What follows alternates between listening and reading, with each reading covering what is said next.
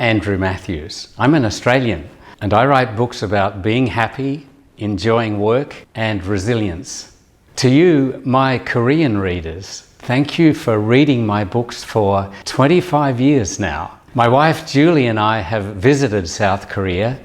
We love it. I began reading self-help books when I was in my 20s. And I couldn't believe how boring they were. They had big words, they weren't funny, and they had no cartoons.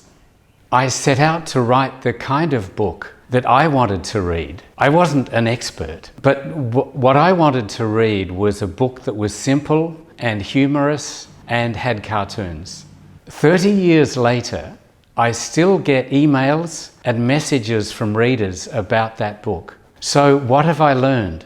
Don't try to figure out what other people want. Create what you would love to see. Write the music, start the restaurant, build the company that excites you.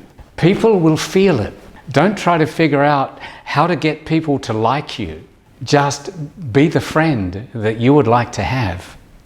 In Follow Your Heart, I share 10 things that we all need to know. Things that I wished people had told me about how we find purpose in our life and work. Here are 3 of those things. Number 1, until you learn a lesson, you will keep getting the same lesson. For example, if you can't say no, you will find yourself surrounded by people who want your time and your energy and your money.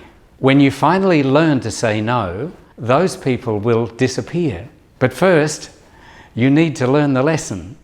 2, learn to let go. Desperation never helps. If you are desperate for people to like you, or desperate to sell something, or desperate to succeed in a job interview, it doesn't help. Life is telling you to relax a little. Whatever it is that you really want, tell yourself, I want this, but I can live without it. It's possible to be determined and relaxed. Something like, I want this and I will succeed and I don't care how long it takes. 3, your mission in life is not to change the world. It is to change yourself. When you change, when you become a better worker, a better friend, a better husband, then everything changes around you. People change. Circumstances change. For your life to get better, you change your thinking. It all starts with you.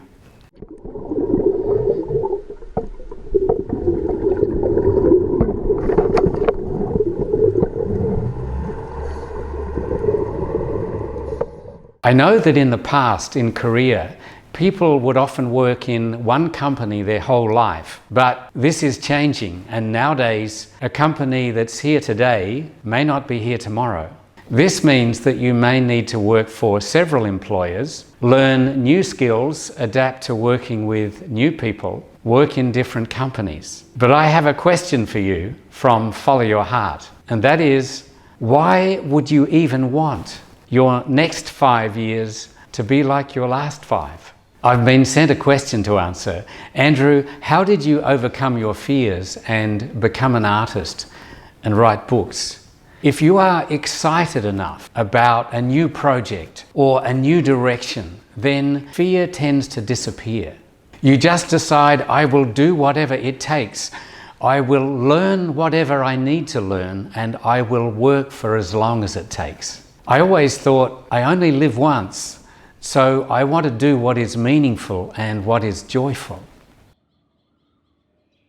The things that are easy are not necessarily good for us and not necessarily the things that will make us happy. We can work from home in our pajamas, but we lose connection. We can have our food delivered to our door and we can eat alone in front of the TV, but it's lonely. We can get onto a train or into an elevator and talk to nobody because we have our headphones. But what gives us most joy is connection to people. To be happier, we have to fight what is easy and do what is meaningful and joyful. And that means creating connections with people. Another question, do I have any further thoughts for Korean readers? Here's 3. Live one day at a time. All you can do is do your best in 24-hour compartments. Worry doesn't help.